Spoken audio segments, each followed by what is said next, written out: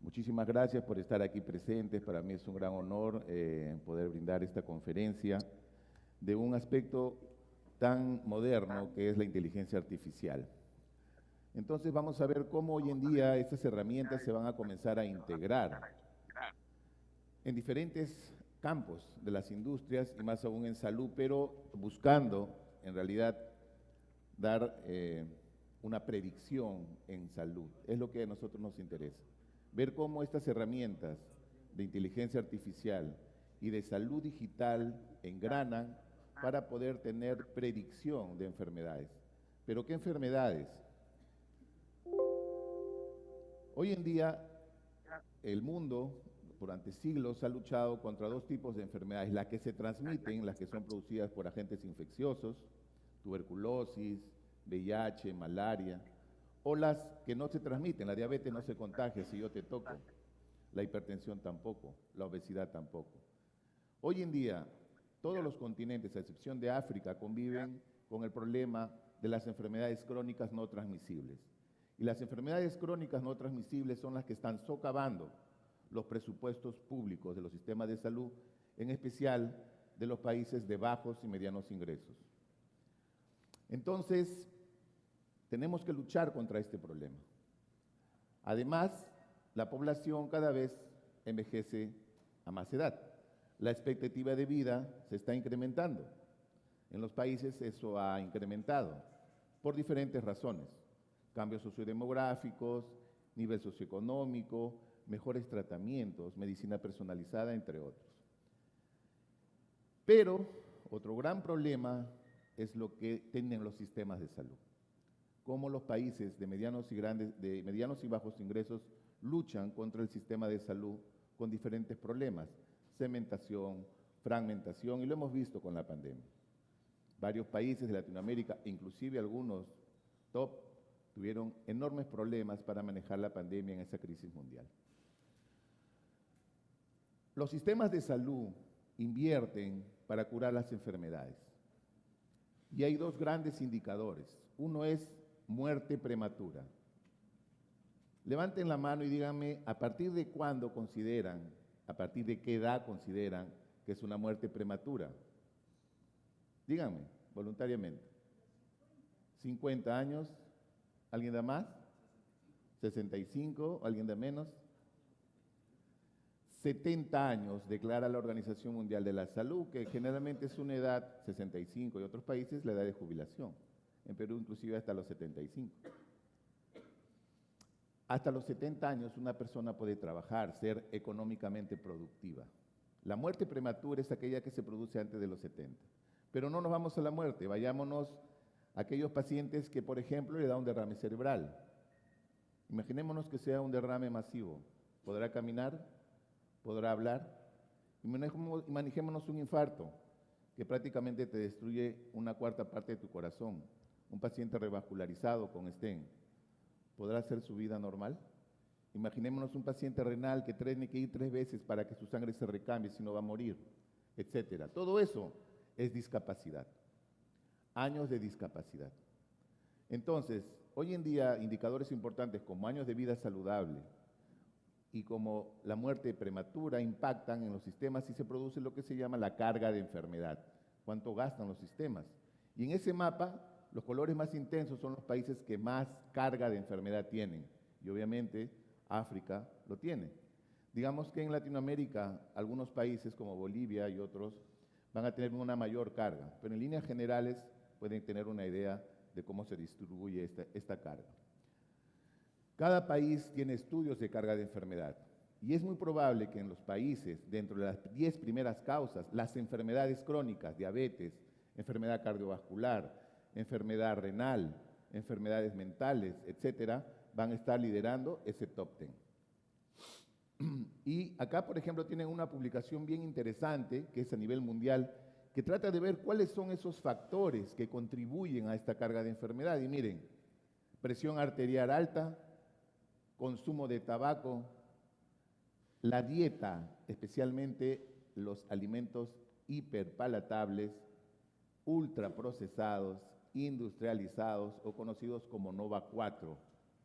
Y Otro tema que está en agenda y que también muy bien el doctor Carrión lo mencionó ayer, la salud planetaria, la contaminación ambiental. Lamentablemente, las enfermedades cardiovasculares matan. Es la primera causa de muerte en el mundo. Hoy en día mucha gente está muriendo por las enfermedades cardiovasculares. Y 75 de ellas se producen en nuestros países. Este es un estudio que trata de ver la carga de enfermedad a nivel mundial de la perspectiva cardiovascular. Digamos como que Latinoamérica se encuentra ubicada en la zona central, comparado con otros países con mayor carga de enfermedad cardiovascular. Y de los principales factores de riesgo, los problemas de isquemia, los problemas de infarto, son los que los van a liderar. Pero aparte de lo que ya les dije, hay otro gran tema que hoy en día se conoce como las determinantes comerciales de la salud. Las determinantes comerciales de la salud se engranan a las determinantes sociales clásicas de la salud.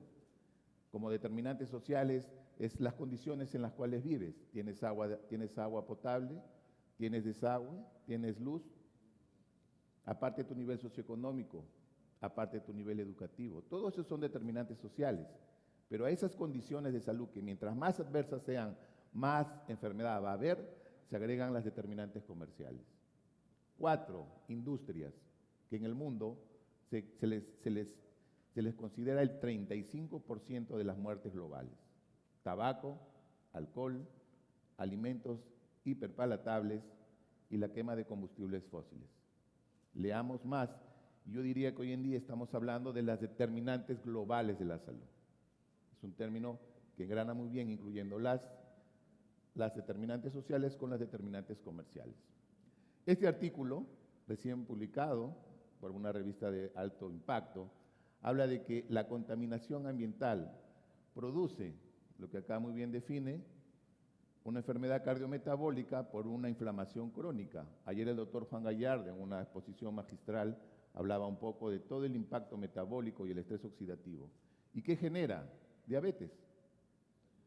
Ellos dicen en esta literatura que de cada 5 diabéticos, probablemente 2 pueden ser causados por la contaminación ambiental. Y este artículo para mí me parece muy revelador y van a comenzar a salir más artículos que hablen de este tema. Pacientes mayores de 80 años en Estados Unidos los sometieron a una evaluación en teorías saludables, vieron una ecografía carotidia y vieron que dentro de la carótida habían coágulos o ateromas. Estos pacientes fueron sometidos a una cirugía y le hicieron una endarterectomía y esos bloques de grasa, esos tacos, esos coágulos fueron sometidos a microscopía electrónica. Y cuando los vieron en el microscopio electrónico, encontraron estas estructuras poligonales no orgánicas. Y cuando agarraron estas sustancias y lo llevaron a espectrometría de masa, eran micropartículas nanoplásticos. Nanoplásticos. Entonces, hoy en día, la contaminación ambiental comienza a impactar en la salud. Todo lo que estamos respirando está comenzando a afectar, especialmente las grandes capitales, las grandes metrópolis, ¿no? Y algo se tiene que comenzar a hacer. Y la salud planetaria hoy en día es un gran problema y que ayer muy bien se abordó en la presentación del doctor Carrión e hizo un llamado. Creo que va a generar una lista para firmar, es lo que entendí ayer, pero tenemos que leer más sobre la salud planetaria porque ¿quiénes están destruyendo el planeta? Nosotros. Otro tema interesante, ya para hablar un poco de las enfermedades crónicas, es la manera como estas enfermedades están comenzando a tener otra visión. Endocrinólogos viendo diabetes, nefrólogos viendo enfermedad renal crónica, cardiólogos viendo los infartos, pero eso ya tiene que cambiar. Esta manera fragmentada, esta manera segmentada de ver la salud tiene que cambiar y el año pasado, en el mes de diciembre, la Asociación Americana del Corazón hizo un enunciado, un llamado a que todo esto se articule en lo que se llama el síndrome cardiorrenal metabólico. Y los sistemas de salud tienen que luchar para abordar esta enfermedad, donde todo se incorpora. ¿Y cuándo empieza? En la obesidad. ¿Y cuándo hay que iniciar el tamizaje? Desde los 3 años de edad. ¿Y el laboratorio tiene un rol fundamental? Sí. Así como hay un perfil hepático, un perfil lipídico, tenemos que comenzar a implementar el perfil cardiorrenal metabólico, que es un tema que tiene que comenzar a revisar. Muy bien, dejamos las enfermedades y ahora nos vamos a lo que ya todos conocemos, la inteligencia artificial. Como muy bien lo ha explicado Jarvis, le da un contexto de dónde estamos, cómo estamos. Hoy en día ustedes se encuentran. Levante la mano quien no tiene un celular. Levanten la mano los que tienen un celular. Excelente. Pueden buscar a Sara y pueden comenzar a hablar temas de salud. Este es un avatar de la OMS para que ustedes puedan ir conversando temas relacionados a la salud. Este artículo en New York Times me gustó mucho, por eso lo puse. Unos investigadores de la Universidad de Stanford introdujeron información de cómo las células viven, cómo se alimentan, qué necesitan. No le dieron nombre de las células, le dieron las características de las células. Y al final le pidieron que le hiciera una clasificación de células. Increíblemente, la inteligencia artificial, cuando le dieron toda esa información, dijeron que había una célula que se llamaba la célula Norn, que es en este dios nórdico. Y esta es la célula. Y esta célula se encuentra en el riñón. Es una célula que produce una hormona que se llama eritropoyetina y que ayuda a producir glóbulos rojos. Los seres humanos se demoraron cerca de 2 siglos para descubrir esa célula. ¿Cuánto creen que se demoró la inteligencia artificial cuando dieron toda la información? Deme una cifra. ¿Cuánto tiempo? ¿Ah? 2 minutos. ¿Quién da más? 6 días. Tampoco. Pero 6 días versus 2 siglos. ¿Cuánta información se produce en este momento en el mundo?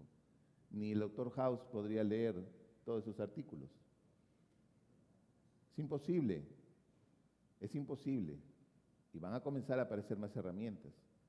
Open Evidence recién es una herramienta de universidades prestigiosas que permite obtener información sanitaria.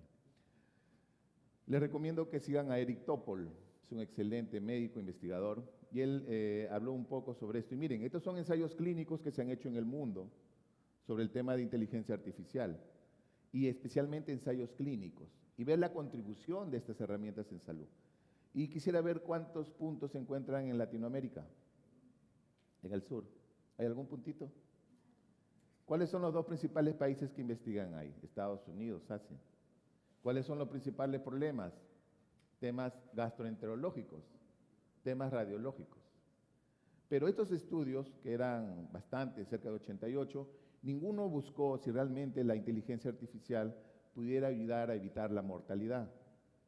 Pero reciente se comenzó ya a publicar artículos y este es un estudio asiático donde evidencian que pacientes con fibrilación auricular que eran monitorizados de manera tradicional, o sea, que iban a la asistencia sanitaria, o pacientes que tenían una herramienta digital que les permitía alertar y decirte, ten cuidado, mejor anda porque estás fibrilando, vieron que en el seguimiento, obviamente, hubo un impacto y mayor muerte acumulada hubo en el grupo del control, es decir, los que hacían de manera tradicional, y menor en el grupo de control. Es decir, es probable que en adelante tengamos mayor evidencia de la utilidad de la inteligencia artificial.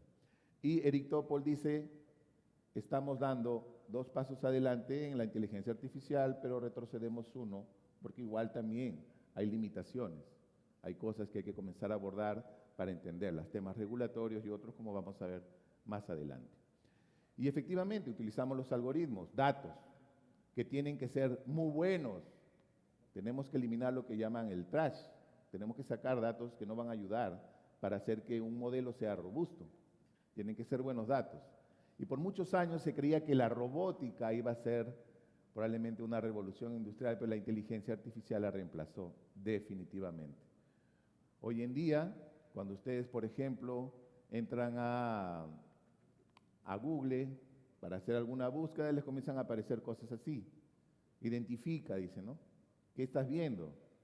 Es un ser humano, es un auto, son rayas peatonales y están alimentando probablemente tecnología de autos autónomos. autos que van a reconocer, obviamente. Y esto está dándose constantemente, ustedes vean cuando ingresan a Internet. En laboratorio clínico, la inteligencia artificial tampoco ha sido ajena, obviamente se ha utilizado, hay datos estructurados, no estructurados, depende de lo que sea, cuantitativo o cualitativo, y sobre eso se van generando una serie de utilidades. Se habla que hace muchos años se han utilizado en diferentes aspectos, pero hoy en día quizás la principal contribución es a que en aquellas áreas cuya actividad manual demanda mucho tiempo, por ejemplo, interpretación de patrones de espectrometría de masa, interpretación de los clásicos proteinogramas, etcétera. El esquema de examen, ¿cuántos equipos ustedes tienen de orina que ya prácticamente les dicen lo que ven, ¿no? Porque tienen archivos fotográficos o tienen otro tipo de herramientas. Entonces, en laboratorio clínico está software de autoinmunidad que les dicen ya qué es, 99% de que es un patrón ANA, libéralo, etcétera. Esto se está dando. Pero, ¿quién es el que libera el resultado? El humano aún. El humano es el que tiene que hacer ese reporte, esa liberación, por más inteligencia artificial que exista. Me acuerdo que en el año 2016, cuando tuve la primera oportunidad de ir a Estados Unidos, en Filadelfia, en el gran meeting de la ACC, en una plenaria exponían unos científicos británicos que en pleno acto operatorio, con este lápiz, con este lapicero, este es un lapicero en realidad, ¿no? Un pencil acá, le pasaban encima del órgano en ese momento. Siempre sabemos que en anatomía patológica hacen lo que se llaman biopsias de congelación para inmediatamente procesarlo y el cirujano en sala tome decisiones. Pero no, ellos tenían el espectrómetro de masa dentro de sala, pasaban, el patrón te decía qué hay y simplemente en ese momento se tomaba alguna decisión y se hacía una intervención de repente más radical o no. Lo mismo ya están saliendo con equipos pequeños para la oferta en hematología.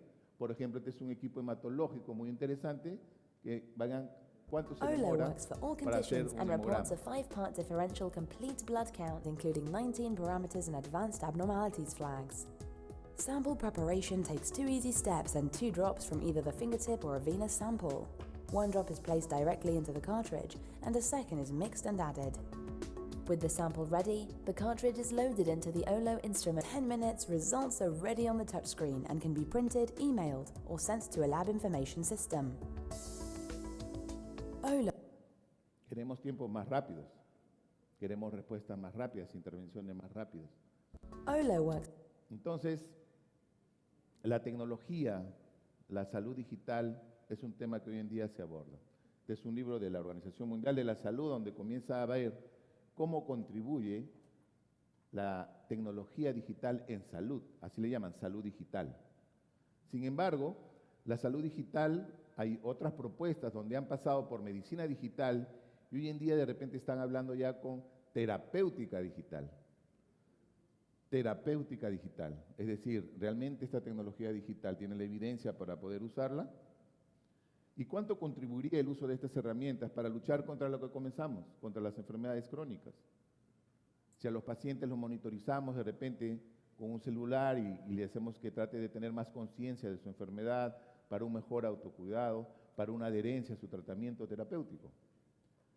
Hoy en día en los Estados Unidos ya han hecho muchas regulaciones en relación a este tema, inclusive han aprobado ya 20 productos regulados por la FDA para diferentes enfermedades psiquiátricas, cardiovasculares, metabólicas, gastrointestinales, neurológicas, cada una de ellas con diferentes aspectos. Por ejemplo, algunas intervenciones como la que van a ver, que es para monitorizar la presión arterial.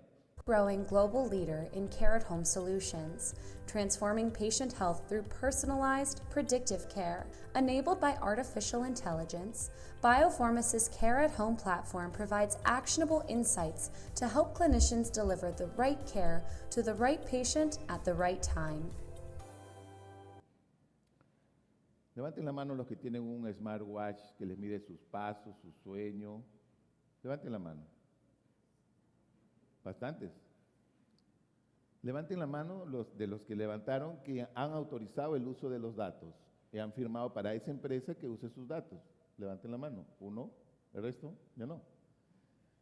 ¿De quién son los datos? ¿De usted o de la empresa que creó el producto? Pero son sus datos. Interesante. De ahí vamos a ampliar un poco. La principal cantidad de estudios se enfocan de la perspectiva psiquiátrica, según esta publicación, oncológica, adicción.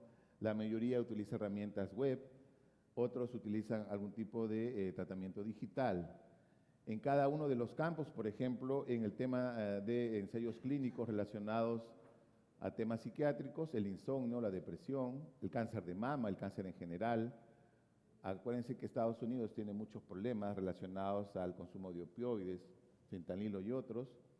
En realidad, en neurología, por ejemplo, Alzheimer, demencia, enfermedades crónicas, diabetes, en fin, hay un sinnúmero de utilidades. Pero está claro que esto va a seguir creciendo. Esto va a seguir creciendo, el uso de lo que le llaman vestimenta tecnológica, wearables, va a comenzar a incrementarse. Y cada vez van a usar no solamente el smartwatch, probablemente vendrán otras cositas.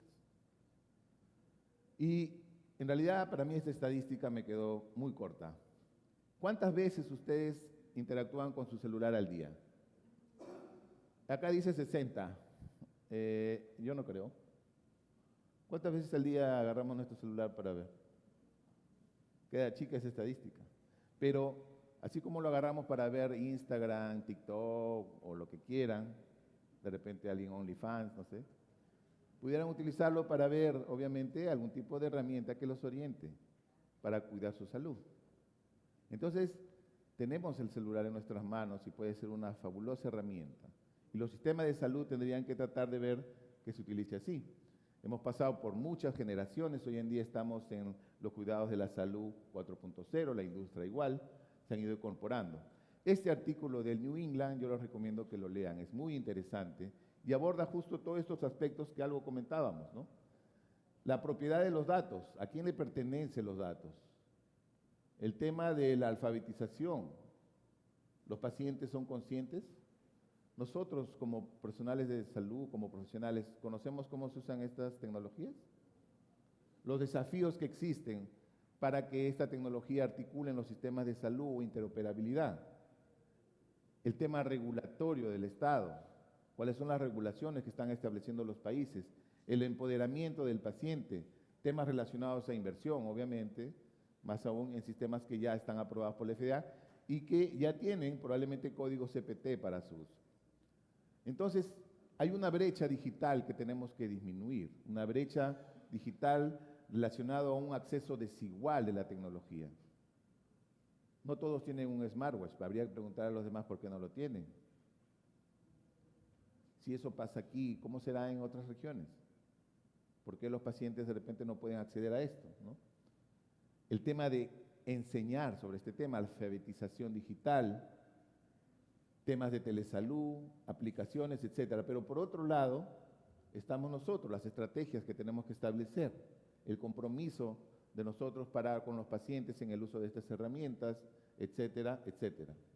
Entonces van a comenzarse dinámicas de cómo esto se va a ir implementando en el futuro. Temas relacionados a interoperabilidad es crucial. Protocolos, por ejemplo, HL7 que se implementen, que los sistemas informáticos de laboratorio utilicen los códigos tipo LOIN, que todo está articulado. En el Perú trabajamos con los códigos CPMS del Ministerio, que es un dolor de cabeza, pero cada país tiene obviamente sus realidades. Y lo otro es el acceso y la penetración del Internet, el ancho de banda, etcétera, etcétera. De la misma forma, ¿qué pasa si ese reloj no está contando bien sus horas de sueño? ¿Qué pasa si ese reloj le está diciendo que estás caminando más pasos de lo que realmente caminas? Imagínense estos monitores de glucosa y que te diga que tu glucosa está baja. Imagínate que en ese momento se malogró tu monitoreo continuo de glucosa. ¿Qué vas a hacer? ¿A quién vas a demandar? Va a haber un problema de ese tipo. ¿A quién vas a hacerle el juicio? ¿Samsung, Huawei, iPhone, de Apple? Es un tema complejo. Las alarmas son un problema. Y como les decía, ya hay cerca de varios dispositivos aprobados. Esto es muy americano. Ya también tienen los códigos CPT mundiales, instrumentos que se están utilizando para este tipo de uso. Entonces, tenemos que entender que esto se va a dar y los pacientes merecen información.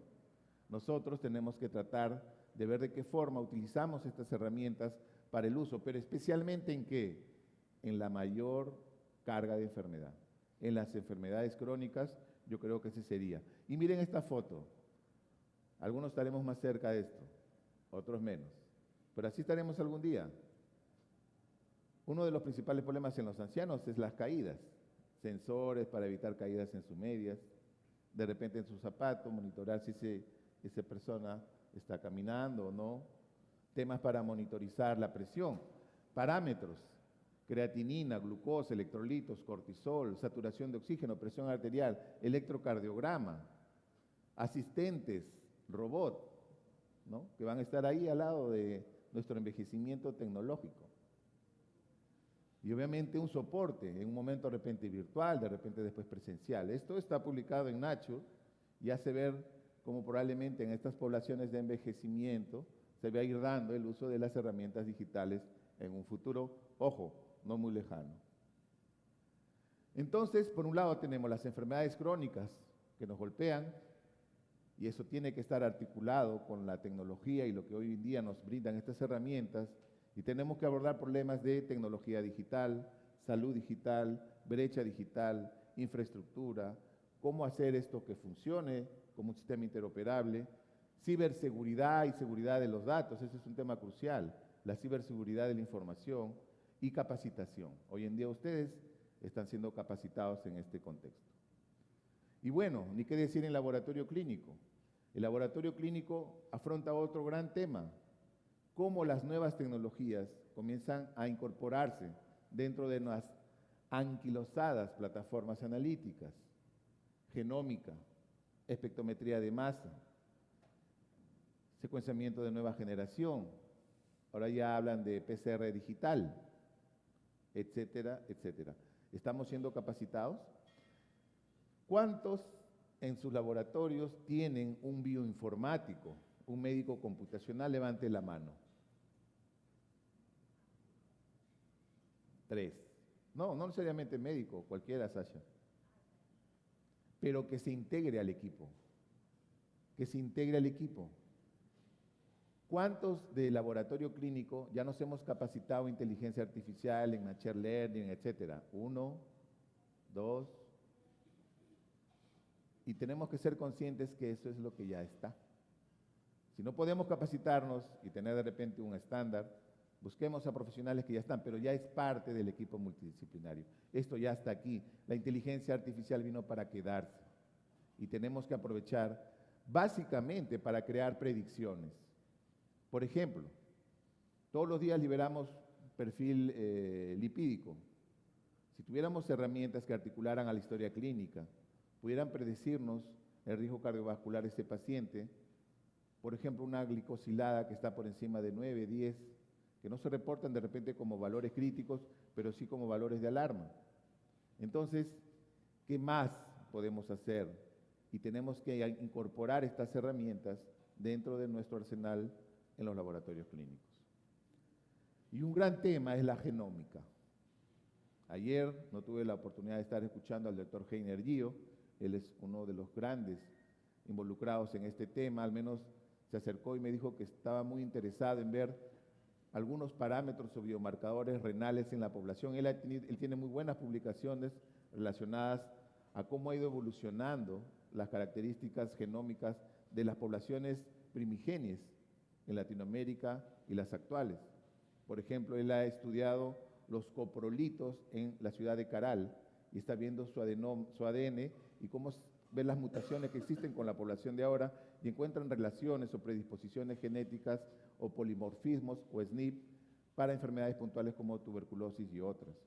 La genómica es una necesidad. Hoy en día los países están evaluando lo que se llama el riesgo poligénico, biomarcadores, vamos a decirlo entre comillas, o de repente mutaciones genéticas que te predicen las enfermedades y te dicen, tú tienes una alta probabilidad de tener una enfermedad cardiovascular, tú tienes una alta probabilidad de tener una enfermedad renal. Hace poco en New England salió una publicación muy interesante sobre enfermedad renal y alteraciones genéticas. Tuve la suerte de ir a visitar hace poco al laboratorio Fleury, no trabajo en Fleury, en Brasil, y fui a su laboratorio de genómica. Tienen secuenciadores de última generación. Este es un secuenciador de última generación. ¿Saben cuánto cuesta esto? ¿Una cifra? Sin temor, Allen. $2 billones de dólares, supongo, ¿no? ¿Alguien da más, da menos? Ya no está tan caro, está más barato. ¿Alguien más? ¿Ah? Secuenciador. $3 millones de dólares. Y tenían muchos. Y otros. Y ojo, esa es la parte final. Porque hay que tener otros equipos que se llaman Hamilton, unos alemanes, que hay que configurar el protocolo. Así como ustedes ven en su inmunología, saca la cubeta, incuba, lava, regresa. Igual hay que hacer un protocolo estricto porque todo tiene que tener la cantidad milimétrica del genoma o del ADN, el ARN o lo que sea lo que tiene que examinar. Y ese equipito, chiquito, bonito, cuesta $1 millón. Pero tenemos que ser conscientes que nuestros países tienen que implementar estas plataformas. No podemos ser ajenos a esto. La genómica no es algo lejano. Si vamos a seguir heredando SNP de otras poblaciones, ¿cuándo vamos a ver lo nuestro? Ellos ya estaban desarrollando el riesgo poligénico en una población brasileña. Entonces, son cosas que tenemos que ir tomando conciencia para hacer un gran cambio. La ciencia nos ayuda en ese contexto, la tecnología definitivamente se suma a ello. Estamos viendo cómo la salud digital contribuye, ver tema obviamente normativo, costos, calidad de la información.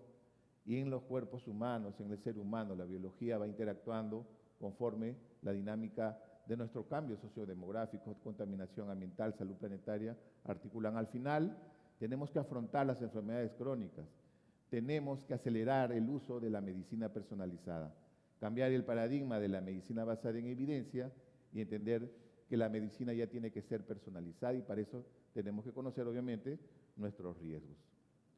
De esta forma, probablemente, tengamos la posibilidad de reducir la carga de la enfermedad, reducir la incidencia y la prevalencia de enfermedades crónicas, prevenir hospitalizaciones costosas y hacer un mejor uso de los escasos recursos, más aún en el sector público. En realidad estoy muy agradecido de haberles dado esta información, espero que sigan disfrutando de este congreso. Hoy día continúan grandes conferencias, en la noche tenemos la gran plenaria con la profesora Tonri Sosben. Ella es líder en el mundo en el tema del laboratorio clínico y nos va a dar hoy en la tarde en esta sala una conferencia y en la noche su plenaria. Y después, obviamente, el party, supongo que ya todos tienen su tarjeta. Levanten la mano los que van a estar en la fiesta sí o sí. Bueno, todavía pueden acercarse. Es un poco limitado, hay un aforo limitado, pero me encantaría que estuvieran todos. Pero al menos ayer en el cóctel lo hemos disfrutado. Muchas gracias por su participación y quedamos a sus preguntas.